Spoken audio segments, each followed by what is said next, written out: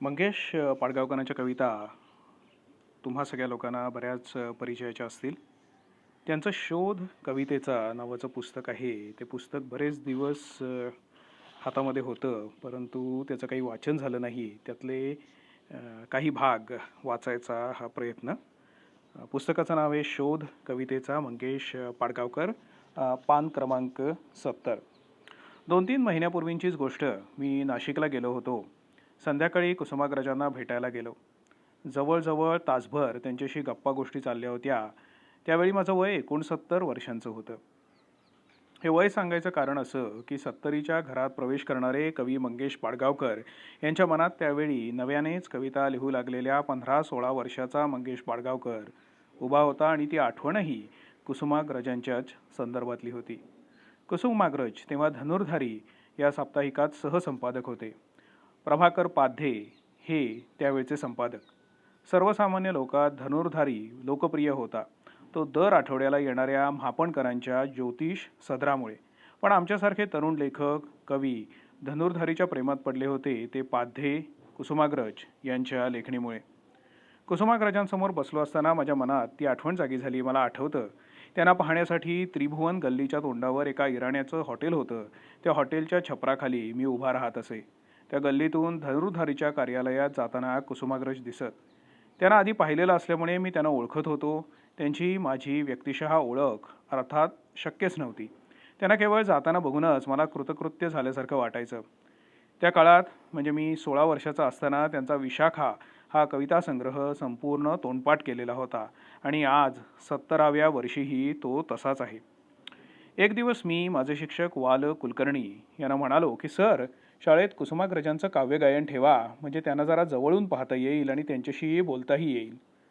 कुसुमाग्रजांचा विशाखा हा कविता संग्रह वाल कुलकर्णींनीच मला वाचायला दिलेला होता आणि ती साधी सुरुधी प्रत नव्हती. कुसुमाग्रजांनी वालंना आपल्या सहीनं दिलेली ती प्रत होती. वाल म्हणाले, अरे तो कवी सहसा काव्य गायनासाठी कुठे जात नाही. पण मी अगदीच अडून बसलो. माझ्यावर वालंचं अतिशय प्रेम. इतकंच नव्हे तर कवी म्हणून मी वाढण्याची शक्यताही त्यांना जाणवत होती. त्यामुळे सहसा न बधणारे वाल मला म्हणाले, ठीक आहे, मी प्रयत्न करून बघतो, पण ते येतीलच याची काही खात्री नाही. माझ्या कुंडलीतले ग्रह तेव्हा उच्चीचे असले पाहिजेत, कारण कुसुमाग्रजांनी आमच्याकडे येऊन कविता म्हणायला वालंना चक्क होकार दिला. वालांनी त्यांच्या कार्यक्रमाची तारीख ठरवली. धनुर्धारीच्या ऑफिसमधून त्यांना शाळेमध्ये आणायचं, संपल्यावर परत न्यायचं असं ठरलं. मी वालांना म्हणालो, सर मी त्यांना घेऊन येतो आणि मीच त्यांना पोहोचवतो. वालं समजूतदारपणे हसले आणि हो म्हणाले. त्यांनी होकार दिला तेव्हा मी अक्षरशः हवेमध्ये तरंगत होतो. तो दिवस उजाडला. त्या काळी मुंबईतलं अत्यंत लोकप्रिय वाहन म्हणजे घोडागाडी. मी घोडागाडीतून चक्क कुसुमाग्रजांच्या शेजारी बसून त्यांना शाळेमध्ये घेऊन आलो आणि परत जाताना तसंच पोहोचवलं. कुसुमाग्रजांचं काव्यगायन मी भारावल्यागत ऐकलं. क्रांतीचा जय जयकार, स्मृती या त्यांनी तेव्हा गाऊन म्हटलेल्या कविता त्यांच्या चालीसकट आजही माझ्या लक्षात आहेत. कार्यक्रम संपल्यावर कुसुमाग्रज वालांबरोबर शिक्षकांच्या खोलीमध्ये चहा प्यायला बसले तेव्हा मी तिथे बाजूला उभा राहून एक टक लावून. कार्यक्रम संपल्यानंतर कुसुमाग्रज वालांबरोबर शिक्षकांच्या खोलीत चहा प्यायला बसले तेव्हा तिथे बाजूला उभा राहून टक लावून मी पाहत होतो. सरांनी मला विचारलं, अरे तू चहा घेणार का? त्या क्षणी काही खाणं पिणं या गोष्टी मला क्षुद्र वाटू लागल्या होत्या. समोर प्रत्यक्षात कुसुमाग्रज आहेत या एकाच गोष्टीनं माझं व्यक्तिमत्व भरून पावलेलं होतं. अशी एकदा कुसुमाग्रजांची ओळख झाल्यानंतर माझा धीर चेपला. हिंदू कॉलनीत चारू सदन नावाच्या एका घरात तळमजल्यावरच्या एका खोलीत ते राहत असत. मी चक्क त्यांना तिथे जाऊन भेटू लागलो. चारू सदनमध्ये 2-3 वेळा जाऊन आल्यानंतर माझा धीर अधिकच चेपला.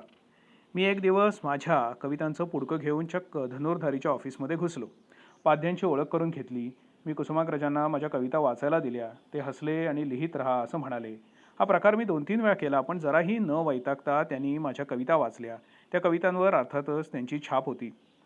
एक दिवस असाच मी त्यांच्या कार्यालयात गेलो असताना ते प्रूफ तपासित होते. ती दिवाळी अंकाची तयारी होती. ते कविता तपासत होते. मला ती दुरूनच दिसली. मी विचारलं, कोणाची कविता? धनुर्धारीच्या दिवाळी अंकातली माझीच कविता आहे, ते म्हणाले. त्यांनी ती कविता माझ्या हातात दिली आणि मी ती वाचली. महाकालीस असं त्या कवितेचं नाव. तांडव करत ये आणि अन्यायाचा विनाश कर अशा प्रतीचं क्रांतीचं आवाहन करणारी ती कविता होती. आता महाकाली म्हटल्यावर हिंसा आलीच. मी घरी आलो. माझ्या डोक्यात तीच कविता होती.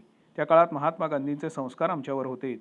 हिंसेला अहिंसेनं उत्तर दिलं पाहिजे असं वाटून त्या कवितेला कवितेतूनच उत्तर लिहावं असं मनात आलं आणि मी तो अहिंसेच्या तत्त्वज्ञानाचा सूर पकडून कवितेतच कुसुमाग्रजांच्या कवितेला उत्तर लिहिलं आणि ती कविता घेऊन मी लगेच दुसऱ्या दिवशी धनुर्धारीच्या कार्यालयामध्ये धडकलो.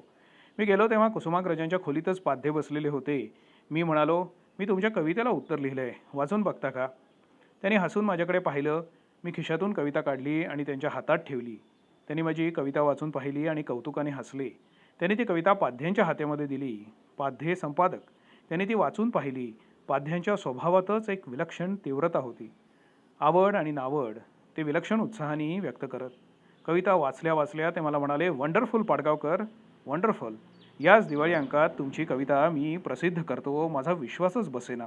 कुसुमाग्रज म्हणाले, "अगदी अवश्य." आणि पाध्यांनी त्या दिवाळी अंकात ती कविता घेतली. कुसुमाग्रजांची कविता अंक उघडल्यावर पहिल्याच पानावर होती, पण त्याच अंकात माझी कविता कुसुमाग्रजांना उत्तर म्हणून प्रसिद्ध झालेली होती. अंक जेव्हा माझ्या हातात पडला तेव्हा माझा स्वतःवर विश्वास बसेना. आधी मी वालनकडे गेलो आणि त्यांना अंक दाखवला. तेही अगदी खुश झाले. 70मध्ये प्रवेश केलेले सुप्रसिद्ध वगैरे वगैरे कवी मंगेश पाडगावकर कुसुमाग्रजांसमोर बसून गप्पा मारत असताना त्यांच्या मनात तो 16 वर्षाचा विद्यार्थी मंगेश उभा होता. आपण कुसुमाग्रजांसमोर बसून गप्पा मारतो आहोत यावर 70च्या घरात असूनही माझा एक विलक्षण क्षणभर विश्वासच बसत नव्हता. माझा 2 वर्षापूर्वी प्रसिद्ध झालेला त्रिवेणी हा कविता संग्रह मी कुसुमाग्रजांना अर्पण केला आहे. अर्पण पत्रिकेत मी लिहिलं आहे, "कविवर्य कुसुमाग्रज यास प्रेमादरपूर्वक तुमच्याच कवितेचा हात धरून माझी कविता चालायला शिकली." कुसुमाग्रजांच्या हातात मी हा संग्रह दिला. त्यांनी पान उघडून अर्पण पत्रिका वाचली, माझ्याकडे पाहिलं आणि ते नुसते हसले. ते हसणं अनुभवत असताना 70तला मंगेश आजही हवेत तरंगत होता. तसाच जसा तो 16 वर्षाचा असताना तरंगत होता तसाच. मंगेश पाडगावकरांचं पुस्तक आहे शोध कवितेचा, पान क्रमांक 56. 1939 सालची गोष्ट. गावदेवीच्या म्युनिसिपल मराठी प्रायमरी शाळेतून मी मराठी 4थी पास झालो होतो. त्या शाळेत माझ्या वाकावर शेजारी कांबळे नावाचा एक मुलगा बसत असे. तो व्यवसायाने घरगडी होता. माझ्यापेक्षा वयानं तो बराच मोठा होता. भांडी घासून त्याचे हात चांगलेच राकट झालेले होते. त्याची आणि माझी दोस्ती होती. या दोस्तीचं कारण अगदी सरळ होतं. त्याला गणित येत नसत आणि मला दांडग्या मुलांची मारामारी करता येत नसे. या बाबतीत एकमेकांना मदत करून आम्ही दोस्त झालो होतो. 4थीची परीक्षा झाल्यानंतर एक दिवस कांबळेनं मला विचारलं, "आता तू काय करणार पुढे?" मी म्हणालो, "मला विल्सन हायस्कूलमध्ये घालणार असं घरचे लोक म्हणतायत." कांबळेनं विचारलं, "म्हणजे काय?" मी म्हणालो, "पुढल्या इंग्रजी शिक्षणाची ती मोठी शाळा आहे. तू काय करणार पुढे?" कांबळे म्हणाला, "बाबा मला गिरणीत घालणार म्हणतो." "म्हणजे काय?" कांबळे म्हणाला, "अरे म्हणजे ती कापड बनवायची मोठी गिरणी असते ना त्यात." मला विल्सन हायस्कूलमध्ये घालायचं माझ्या आईवडिलांनी ठरवलेलं होतं. त्यावेळी त्या विल्सन हायस्कूलचा प्रचंड दबदबा होता. विल्सन हायस्कूलमध्ये प्रवेश मिळणं ही बिकट गोष्ट होती. इंग्रजी पहिलीत येऊ इच्छिणाऱ्या मुलांसाठी शाळेची प्रवेश परीक्षा असे आणि या परीक्षेत यशस्वी होणाऱ्या मुलांनाच शाळेमध्ये प्रवेश मिळत असे. त्यामुळे मला या परीक्षेत पास होणं जमेल किंवा नाही याची घरात चर्चा सुरू झाली. या चर्चेमुळे माझ्यावरचं मनावरचं दडपण वाढू लागलं. शेवटी एकदाचा परीक्षेला बसलो. सगळं काही आज आठवत नाही. परीक्षेतली एक गोष्ट मात्र डोळ्यांसमोर स्वच्छ उभी आहे. जाड काचेचा चष्मा, डोक्याला काळी टोपी, धोतर, शर्ट, कोट असा पोशाख असलेली एक व्यक्ती आमच्या मराठीची तोंडी परीक्षा घेण्यासाठी वर्गामध्ये आली. स्वभाव भलताच कडक वाटावा अशी त्या व्यक्तीची नजर धारदार होती. या व्यक्तीचं आणि माझे ऋणानुबंध पुढे आयुष्यभर जमणार आहेत. ही व्यक्ती माझ्यातला कवी शोधून त्याच्या विकासासाठी फार महत्त्वाची मदत करणार आहे, ही गोष्ट त्यावेळी माझ्या स्वप्नात देखील आलेली नव्हती. मी कवी होणार हे तरी कोणाला ठाऊक होतं. तोंडी परीक्षा सुरू झाली. धारधार नजरेच्या त्या शिक्षकांनी मला उभं केलं. मी भीत उभा राहिलो. "तुझ्या पुस्तकातली तुला आवडणारी कुठली एक कविता म्हण." मला माझ्या मराठी 4थीच्या पुस्तकातल्या अनेक कविता आवडत होत्या. त्यात बालकवींची आनंदी आनंदगडे ही कविताही होती. परंतु जुनी शाळा आता सोडावी लागणार याचं मनात वाईट वाटत असल्यामुळे की काय कोण जाणे, मी त्या क्षणी माझी शाळा ही कविता म्हटली. कवी गिरीश यांची ती कविता होती. "तुझे जेव्हा जेव्हा सहज मजला दर्शन घडे, स्मृतींचे पूर्वीच्या फलक पुढती राहती खडे, हृदी भारावोनी गुणगुणत मी त्यात रमतो, तरंगुनी भावे विनत हृदये तुझं नमतो. अशी त्या कवितेची सुरुवात होती. मी कविता चालीवर म्हणायचा प्रयत्न केला. कविता आवडीची असल्याने आणि भीती वाटत असल्याने माझा स्वर जरा भलताच भावनापूर्ण आणि व्याकुळ झालेला होता. बाकीच्या मुलांना एक कडवं झाल्यानंतर बैस बैस असं सांगणारे हे शिक्षक, पण माझ्याकडून मात्र त्यांनी सगळी कविता म्हणून घेतली. परीक्षा पास झालो, कविता चालीवर म्हणूनही पास झालो. पुढे शाळेत जाऊ लागल्यानंतर तोंडी परीक्षा घेणाऱ्या त्या शिक्षकांच्या नावाची मी चौकशी केली. त्या शिक्षकांचं नाव होतं वाल कुलकर्णी. मी विल्सन हायस्कूलमध्ये गेलो. तो पहिला दिवस विसरणं मला शक्य नाही. 10 वर्षाचं माझं वय होतं. जून महिना, पावसाळ्याचे दिवस. मी शाळेचा रस्ता आधीच पाहून ठेवलेला होता. घरून शाळेत जायला निघालो तेव्हा पाऊस चांगलाच कोसळत होता. गळ्यामध्ये दप्तर, हातात छत्री असा मी पावसाचा मारा चुकवीत चुकवीत रस्त्यातून चालत होतो. नव्या शाळेतला पहिलाच दिवस असल्यामुळे मनातून घाबरलेलो होतो. या सगळ्या गडबडीत शाळेच्या मुख्य दरवाजापाशी जाणारा रस्ता चुकलो आणि शाळेच्या मागच्या बाजूला जाऊन पोचलो. तिथेही एक दरवाजा होता, पण तो आतून कुलूप लावून बंद केलेला होता. मी तो दरवाजा जोराजोराने हलवला, पण तो उघडणार कसा? वरून धोधो पाऊस कोसळत होता. दरवाजाच्या गजांच्या चौकटीतून शाळा सुरू झालेली दिसत होती. मी रडत रडत शिक्षणाचा दरवाजा ठोठावीत होतो. शेवटी सदूचं लक्ष माझ्याकडे गेलं. खाकी कपडे घातलेला सदू हातात छत्री घेऊन आला आणि त्यानं मुख्य दरवाजाकडे कसं यायचं ते मला सांगितलं. मी रडत रडत म्हणालो, मला नाही येता येणार. सदूला माझी दया आली असावी. तो थांब असं म्हणून पुन्हा शाळेमध्ये गेला. चावी घेऊन आला. त्यांनी कुलूप उघडून मला आत घेतलं. मी चिंब भिजलेलो होतो. शाळेत आल्यावर सदूनं मला विचारलं, कोण रे तो मूर्ख मुलगा, कितवीत आहेस? मंगेश केशव पाडगावकर, इयत्ता पहिली. मी काहीशा रडवेल्या स्वरातच उत्तर दिलं. वाल कुलकर्णीनंतर मला शाळेमध्ये प्रवेश देणारा दुसरा मनुष्य म्हणजे हा सदू शिपाई. विल्सन हायस्कूलमध्ये मला प्रवेश मिळाला. भिंतींना पिवळा रंग असलेली शाळेची इमारत जुनीच होती. चांगली प्रशस्त शाळा होती. वर्ग मोठे होते. खूप प्रकाश येत होता. मुलांना आनंद वाटावा अशी आणखी एक गोष्ट होती आणि ती म्हणजे शाळेभोवती चांगलं मोठं मैदान होतं. त्यामुळे रस्त्यावर न जाता दुपारच्या सुटीत पकडापकडी, आबाधुबी, साखळी, लगोरी, इकडे तिकडे आडवे तिडवे धावून खेळण्याच्या अशा सोयी भरपूर होत्या. प्रायमरी शाळेमध्ये असताना भर रस्त्यावर उभं राहून खेळावं लागे. ती शाळा एका चाळीतच असल्यानं भांडणाचं आणि भांडी घासण्याचं दोन्ही आवाज सारखेच कानावर आदळत असत. त्यामुळे विल्सन हायस्कूलमधल्या मोकळ्या स्वच्छ वातावरणाची माझ्या मनाला मोठीच अपूर्वाई वाटली. शाळेत मागच्या बाजूला एक छोटीशी बाग होती. बागेचा माळी खाकी शर्ट घालत असे. तो भलताच खाष्ट होता. बागेच्या जवळ गेलं किंवा पाण्याच्या पाईपला जरी हात लावला की तो पोरांच्या मागे संतप्त होऊन धावत असे. डोईवर तो केस ठेवीत नसे. त्याचे अर्धे दात पान तंबाखूने झिजवून खाल्लेले होते, त्यामुळे त्याचा चेहरा अधिकच उग्र वाटे.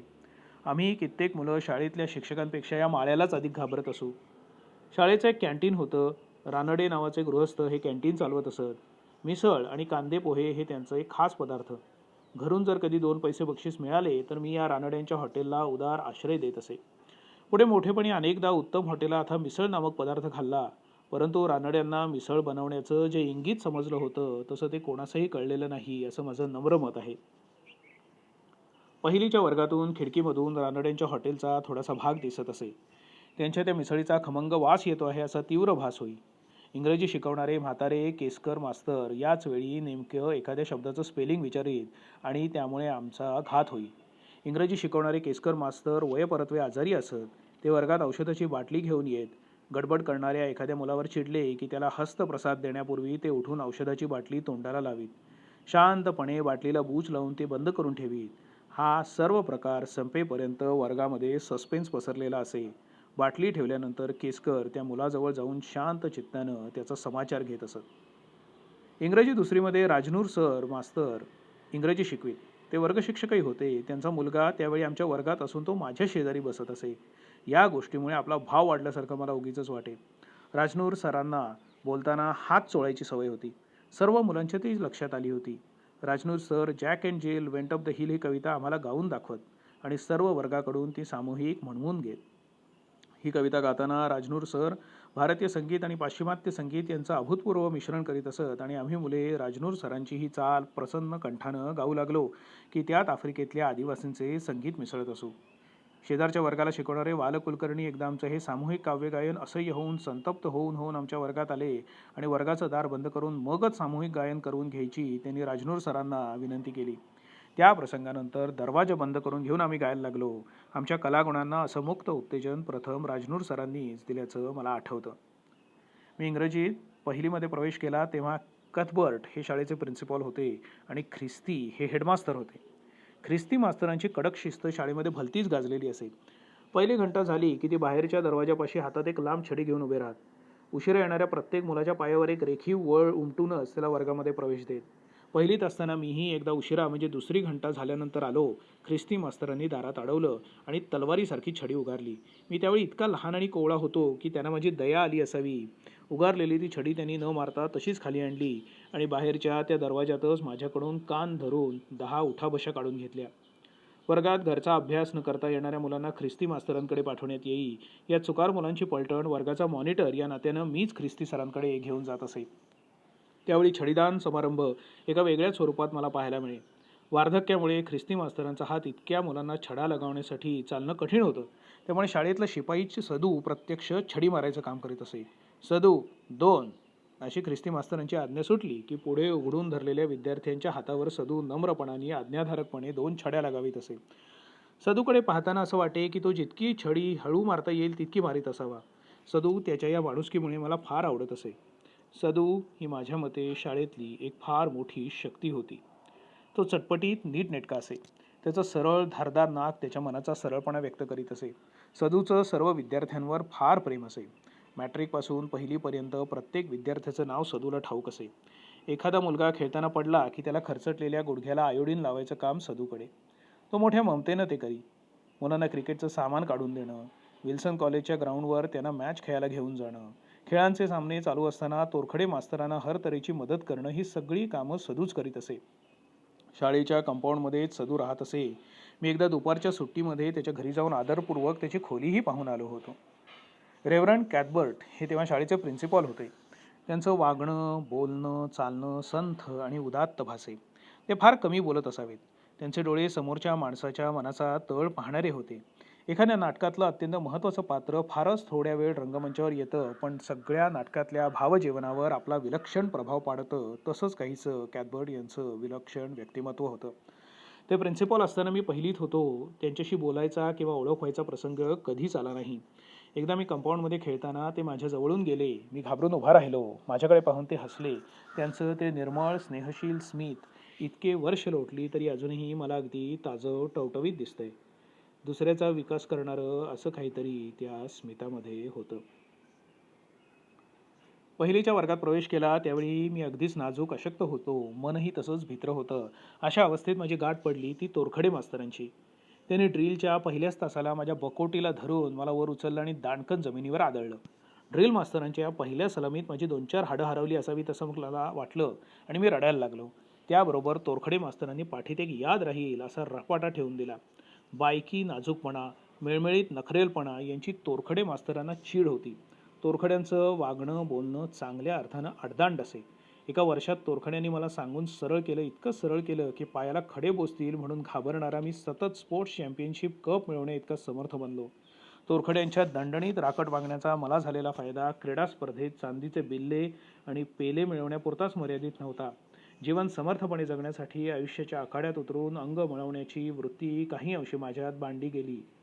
तोरखड्यांच्या रफ वागण्याचा त्यावेळी मला राग येई, पण आज मी मागे वळून पाहतो तेव्हा माझं मन कृतज्ञतेनं भरून येतं. माझ्या मनावर माझ्या व्यक्तित्वाचा विशेष प्रभाव पाडणारे आणखीन एक शिक्षक म्हणजे साठे. फुलानं फूल असणं हे जितकं स्वाभाविक आहे तितकंच श्री साठे यांचं शिक्षक असणं स्वाभाविक हवे. इतक्या प्रसन्न निष्ठेचा शिक्षक आढळणं कठीण. शिक्षकाच्या पेशात येणारी माणसं तसा निर्णय घेऊन या क्षेत्रात शिरलेली असतात असं मुळीच नाही. उलट पुष्कळांच्या बाबतीत इतर काही साधलं नाही तेव्हा कारकून होण्यापेक्षा शाळा मास्तर होणं बरं अशा स्वरूपाची तडजोड असते आणि म्हणूनच पुष्कळदा ही मास्तर माणसं कुरकुरताना किंवा फिकट कुरकुरताना दिसतात. शाळेतले काही मास्तर वर्गात घरच्या परिस्थितीच्या अडचणी सांगून कुरकुरत असतात. काही शब्दांनी कुरकुरले नाही तरी त्यांचे चेहरे कुरकुरताना दिसतात.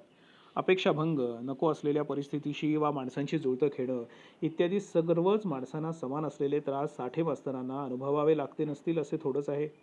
पण साठे मास्तरांना इतक्या वर्षात एकदाही कुरकुरताना मी पाहिलेलं नाही. त्यांच्या हालचालीतला तरतरीतपणा तर कधीच कोमजलेला नाही.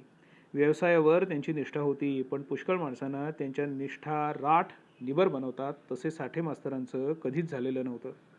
क्वचित कधी लहर लागली तर ते गणिताच्या तासाला माधव जुलियनांची एखादी कविता बारीक आवाजात गाऊन दाखवत. सर, आणखी एक म्हणा, असा आग्रह आम्ही केला की त्या आग्रहातला धूर्तपणा ओळखून ते मिश्किल हसत आणि म्हणत, आता लाड पुरे झाले, पुढची गणितं करायला सुरुवात करा. आपण जे काम करतो त्यात आनंद शोधणं फार थोड्या लोकांना साधतं. साठे मास्तरांना ही गोष्ट आयुष्यात साधलेली असावी असं मला वाटतं, नाहीतर इतकी प्रसन्नता त्यांच्या बारीक सारीक हालचालीतून उमली शकली नसती. 4थीच्या वर्गामध्ये प्रवेश केला तेव्हा वाल कुलकर्णी वर्ग शिक्षक म्हणून आले. ते आम्हाला इंग्रजी शिकवत. त्यांची शिकवायची हातोटी विलक्षण होती. विलक्षण तन्मयतेनं ते शिकवित असत. शाळेत त्यांचा दरारा विलक्षण होता. त्या काळी कडक होते ही गोष्ट खरी, हे शिक्षक, पण कोणतेही चुकीचं वर्तन घडेल की विजेच्या चपळाईने थोबाडीत ठेवून देण्याच्या त्यांच्या त्या कौशल्याविषयी अनेक अनुभवी विद्यार्थ्यांकडून मी आधीच ऐकलेलं होतं. या कौशल्याचे प्रयोग इतरांवर होतानाही पाहिले. या काळात वाङ्मयीन मिसरूड मला थोडी थोडी फुटायला लागलेली होती. दत्तू बांदेकरांचे सख्या हरी आणि याच चालीवरचं इतर लेखन माझ्या वाचनात आलं. कविता नीट घडवण्यापेक्षा अशा तऱ्हेचं चुरचुरीत लिहावं असं मला वाटायला लागलं होतं. प्रस्तुत लेखनकंडू शमवण्यासाठी गुदगुले आणि बोंब या नावाची 2 हस्तलिखित साप्ताहिकं मी काढीत असे. पहिल्यापेक्षा दुसरं ज्वलंत होतं हे त्यांच्या नावावरूनच सहज समजण्याजोगं आहे. एके दिवशी मला काय वाटलं कुणास ठाऊक, चुरचुरीत आणि ज्वलंत वगैरे मजकूर असलेला प्रस्तुत साप्ताहिकाचा अंक मी वाल कुलकर्णी यांच्याकडे अभिप्रायार्थ पाठवला. पुढच्याच तासाला सदू वर्गात आला आणि म्हणाला, पहिलीच्या वर्गावर कुलकर्णी सर आहेत, त्यांनी पाडगावकराला बोलवलंय. चालू असलेल्या तासाच्या मास्तरांनी मला जायची परवानगी दिली. मला जरा घामच फुटला. कशासाठी बोलावलंय हे प्रत्यक्ष जाईपर्यंत कळायला काही मार्ग नव्हता. शिवाय सर जर चिडलेले असतील तर पहिलीच्या वर्गांपुढे शोभा व्हायची. मी पहिलीच्या वर्गात पाऊल टाकलं. कुलकर्णी सर हातात माझ्या ज्वलंत मासिकाचा साप्ताहिकाचा अंक घेऊन माझी वाट पाहत बसलेले होते. मी समोर उभा राहताच त्यांनी तो अंक माझ्या हातात खोपसला आणि संतापून म्हणाले, अरे हे तू काय चालवलंयस? तुला काय वर्तमानपत्रातला रकाने भरणारा व्हायचा आहे? तू काय वाचतोस हे तुझ्या लेखनावरून दिसतं आहे. चांगली कविता लिहायची देणगी आहे, त्यातल्या तुझ्या कवितांवरून स्पष्ट दिसतं, पण ते हे फुकट चाललं आहेस. काय चाललं हे? पहिलीच्या त्या वर्गातली पोरं टकामका हा प्रकार पाहत होती. मी भीतीनं कापत होतो. तो बोंब हातात घेऊन तिथूनच सटकलो. वर्गाच्या बाहेर आलो. मन क्षणभर शांत केलं. बऱ्याच वेळानंतर मला काव्यलेखनाची देणगी असल्याचं कुलकर्णी सर म्हणाल्याचं मला आठवतं. माझी भीती गेली आणि मी भलताच खुश झालो. दुसऱ्याच दिवशी कुलकर्णी सर माझ्यासाठी 2-3 पुस्तकं घेऊन आले. मी माझ्या कविता त्यांना दाखवू लागलो. त्यांनी माझ्याकडून खूप वाचून घेतलं. जवळजवळ सगळे मराठी कवी, निबंधकार मी शाळेत असताना वाल कुलकर्ण्यांनी माझ्याकडून वाचून घेतले. माझ्या त्या काळातल्या कविता त्या कसल्या, आपण एखाद्या महत्त्वाच्या कवीच्या काव्याची चर्चा करावी त्याप्रमाणे माझ्या प्रत्येक कवितेची ते माझ्याशी चर्चा करीत. माझी त्याविषयीची बडबड ऐकून घेत. आज माझ्यात कवी म्हणून जे काही चांगलं असेल त्याचं श्रेय वाल कुलकर्ण्यांचं आहे. शाळेत आणि पुढे कॉलेजात त्यांनी शिकवलेली प्रत्येक कविता अगदी आजही मला तशीच्या तशी आठवते आहे. त्या वयात वाल कुलकर्णी भेटणं हे तसं मोठं भाग्य. मला प्रामाणिकपणे तसंच वाटतं. माझ्या भाग्याचा मला साहजिकच अभिमान वाटतो. माझं पहिलं पुस्तक थार नृत्य 1950 साली प्रसिद्ध झालं. हा कविता संग्रह मी वाल कुलकर्ण्यांना अर्पण केला. त्या क्षणी मला किती आनंद झाला तो मी शब्दांनी व्यक्त करू शकत नाही. रेव्हरंड कॅथबर्ट निवृत्त झाल्यानंतर डंकन फ्रेझर शाळेचे प्रिन्सिपॉल झाले. ते खूपच उंच होते. आम्ही मुलं त्यांच्यापुढे बावल्यांसारखी वाटत असू. डी फ्रेझर अशी ते सही करीत. शाळेतल्या बागेतली माती खोदण्या उपसण्याचं काम माळी करत असे. शिक्षकांपैकी कोणी हातात फावडं घेतल्याचं मला आठवत नव्हतं. पहिल्या दिवशी प्रिन्सिपॉल फ्रेझर शाळेत आले तेव्हा दुपारच्या सुट्टीत मी बागेजवळ उभा होतो. माझा डोळ्यांवर विश्वास बसेना. माळ्याच्या शेजारी बागेमध्ये उभे राहून फ्रेझर साहेब चक्क फावड्यानं माती उपशीत होते. इतक्यात त्यांचं लक्ष माझ्याकडे गेलं. त्यांनी मला बोलवलं आणि माझ्या हातात फावडं देऊन मला माती उपसायला सांगितलं. मला फावडं काही धरता येईना. फ्रेझर साहेबांनी ते कसं धरायचं हे मला दाखवून दिलं आणि माझ्याकडून थोडी माती उपसून घेतली. माझं नाव त्यांनी मला विचारलं. पाडगावकर हे लांबलचक नाव त्यांना काही उच्चारता येईना. त्याचं लघुरूप त्यांनी पाड्या असं केलं. त्या क्षणापासून पुढे कॉलेजपर्यंत प्रोफेसर म्हणून काम करू लागल्यानंतरही ते मला पाड्या अशीच हाक मारीत असेत. माझ्या बऱ्याच जवळच्या मित्रांनाही त्यांनी हे नाव दिलं. नकली पांढरपेशा प्रतिष्ठा फ्रेझर साहेबांनी दूर फेकून दिली होती. शाळेतल्या आवारात कागदाचे बोळे, कचरा टाकू नका असा उपदेश सर्वच मास्तर करीत असत. फ्रेझर शाळा सुटल्यावर हातात छोटी टोपली घेऊन मुलांबरोबर आवारात फिरत आणि त्यांच्याबरोबर तो कचरा उचलत. या प्रयोगानंतर एका महिन्याच्या आत शाळेत कचरा पडणं बंद झालं. या अवधीत कचरा टाकू नका हे उपदेशात्मक शब्द त्यांनी एकदाही उच्चारले नाहीत. शाळेतल्या शिक्षा विलक्षण कल्पकता शून्य असतात. गडबड करणाऱ्या विद्यार्थ्यांना पुस्तकातली अनेक पाने उतरून काढायचं इम्पोजिशन शाळा सुटल्यावर देणं ही एक खास शिक्षा असते. फ्रेझर सरांनी एकदा आम्हाला इम्पोजिशन दिलं. संध्याकाळी आम्ही वर्गात थांबलो. फ्रेझर वर्गात आले. त्यांनी गणिताचा एक पेपर गुंडाळी फळ्यावर लिहून आणला होता. अर्ध्या तासात तो सोडवायला सांगितला. जी गणितं आम्हाला आली नाही ती त्यांनी शिकवली. पुढल्या वेळी बेशिस्त वागलेल्या 10 मुलांना इम्पोजिशन दिलं. गंमत अशी की ज्यांना शिक्षा झालेली नव्हती ती मुलंही शाळा सुटल्यावर पेपर सोडवायच्या त्या इम्पोजिशनला थांबली. सगळा वर्ग थांबलेला पाहून फ्रेझर इतक्या समाधानाने हसले की काही विचारू नका. जिवंतपणाने भारलेला असा प्रतिभावान शिक्षक मी अजूनही पाहिलेला नाही. आठवड्यातले 3 दिवस तरी शाळा सुटल्यानंतर मुलांबरोबर ते व्हॉलीबॉल खेळत. फ्रेझर म्हणजे मूर्तिमंत उत्साह, मूर्तिमंत जिवंतपणा. 1947 सालानंतर जवळजवळ 12 वर्ष मला फ्रेझर भेटले नव्हते. आता मीही मोठा झालो होतो. आकाशवाणीच्या मुंबई केंद्रावर प्रोड्युसर म्हणून काम करू लागलो होतो. एक दिवस मला कळलं की इंग्लिश विभागासाठी आपलं भाषण ध्वनिमुद्रित करण्यासाठी फ्रेझर येणार आहेत. 12 वर्षांनंतर ते मला ओळखतील की नाही हीच मला शंका होती. स्टुडिओत त्यांच्या भाषणाचं ध्वनिमुद्रण सुरू होतं. मी बाहेर उभा राहिलो. भाषण झाल्यावर स्टुडिओचं दार उघडून ते बाहेर आले. मी त्यांना विचारलं, सर ओळखलत का? क्षणभर ते बुचकळ्यात पडले. माझा चेहरा त्यांनी नीट निरखून पाहिला आणि एकदम वरच्या स्वरात म्हणाले, पाड्या, तुझी कविता काय म्हणते? किती पुस्तकं प्रसिद्ध झाली आहेत तुझी? मग ते माझ्या खोलीत आले. चहा घेत त्यांनी जुन्या आठवणी काढल्या. अर्धा पाऊण तास ते गप्पा करीत बसलेले होते. त्यानंतर मात्र पुन्हा आमची भेट झाली नाही. शाळेत विद्यार्थी असताना वाकचौरे शिक्षक होते. नंतर ते हेडमास्तर झाले, पुढे प्रिन्सिपॉल. मी शाळेत काही दिवस शिक्षक म्हणून काम केलं तेव्हा ते प्रिन्सिपॉल होते. वाकचौरे यांचं व्यक्तिमत्व संथ आणि अबोल. शाळेत विद्यार्थी असताना वाकचौरे यांनी मला अत्यंत ममतेनं वागवलं. माझ्या मनावर त्यांच्या धार्मिक वृत्तीचे खोल संस्कार झाले. इथे धार्मिक हा शब्द रूढ अर्थाने न वापरता वेगळ्या मूलभूत अर्थाने मी वापरतो आहे. खरी धार्मिकता ही इतरांची सुखदुःख माणुसकीनं जाणून घेण्यात असतं. कारुण्याच्या पोटी जन्माला येते. वाकचौऱ्यांइतकी निर्मळ माणुसकी फार क्वचित दिसते. शाळेत असताना वडिलांविषयी वाटावा तसा मला वाकचौरे यांचा आधार वाटे. 1948 साली मी कॉलेज आणि घर सोडून भारत भ्रमणाला निघायचं ठरवलं. सर्व वडीलधाऱ्या माणसांनी विरोध केला. बहुतेकांनी कुत्सित संभावना केली. मात्र वाकचौरे यांनी मला कॉलेज सोडू नका असाच सल्ला दिला. परंतु मी निश्चयापासून ढळणार नाही हे कळताच ते कडवट झाले नाहीत. त्यांनी सर्व हिंदुस्थानभरच्या मिशनरी संस्थांनी आम्हाला मदत करावी अशी विनंती करणारी पत्र लिहून दिली. त्यांच्या या पत्रांमुळे आमचा निम्मा प्रवास पार पडू शकला.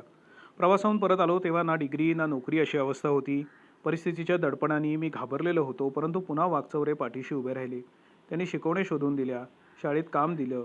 पायखळ्याला कोण्या मिशनऱ्याला मराठी शिकवणारा शिक्षक हवा होता तेव्हा कळलं. तेव्हा ते मला त्याच्या घरी घेऊन गेले. अशा सगळ्या गोष्टी किती किती सांगता येतील. पण हे सारं करीत असताना आपण सत्कृत्य करत आहोत असा तोरा तर सोडाच, पण त्याची साधी जाणीवही नाही. तसं पाहिलं तर महिनोन महिने त्यांची आणि माझी भेट होत नसे तरीही घरातलं वडीलधारं मनुष्य प्रत्यक्ष काही करत नसलं तरी त्याचा आधार जसा वाटतो तसा वाकचौरे यांच्या माझ्या मनाला सदैव आधार वाटत असे. इंग्रजी पहिलीत होतो तेव्हापासून पुढे कधीही धर्म या गोष्टीवर लंबचवडं तत्त्वज्ञान सांगताना मी त्यांना कधीच ऐकलं नाही. कारण खरी धार्मिकता जो प्रतिक्षणी जगत असतो त्याला धर्माचं शाब्दिक अवडंबर माजवायची जरुरीच भासत नाही. वाकचौरे सर ही विल्सन हायस्कूलची पुण्याई होती अशी माझी श्रद्धा आहे.